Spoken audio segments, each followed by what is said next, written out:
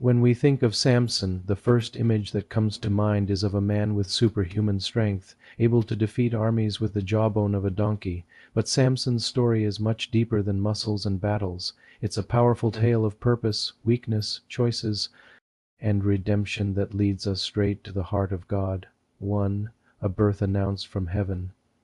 In a time when Israel was oppressed by the Philistines, God chose to raise up a deliverer in a miraculous way. An angel appears to a barren woman and announces that she will give birth to a son, a Nazarite, set apart for God. Samson was born with divine purpose, full of potential, destined to lead his people to freedom. 2. The calling and the strength. Samson grows, and the Bible says, the Spirit of the Lord began to stir him. His strength wasn't natural, it came from God. He tears apart a lion with his bare hands, slays 1,000 men with a donkey's jawbone, carries the gates of a city. Yet despite his power, Samson begins to drift from his calling. 3. The invisible weakness. Samson had strength to defeat any enemy, but not to control himself. His weakness. Women, he gets involved with a Philistine woman, then a prostitute, and finally Delilah, the one who would betray him for silver. Each choice revealed a deeper struggle, a man called by God, yet divided in heart. 4. The deepest fall. Delilah oppresses him daily until Samson finally reveals the truth.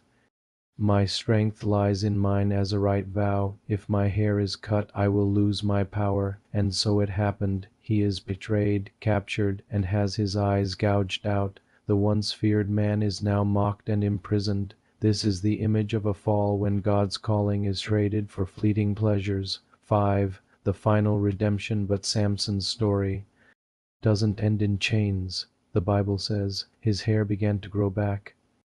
In that prison, Samson turns back to God. He prays, Lord, remember me, strengthen me just once more. At a Philistine festival, with his hands on the temple pillars, Samson cries out with sincerity, and God responds. Samson collapses the temple, defeating more enemies in his death than in his life. It was his greatest act of faith. He finally understood the strength was never for his glory, but for God's purpose. 6. The great lesson. Samson teaches us that God's gifts are real, but they don't replace character. A man's strength is not only in what he does, but in his obedience. And even when we fail, God can restore. Grace isn't a reward for the perfect, but a rescue for the repentant.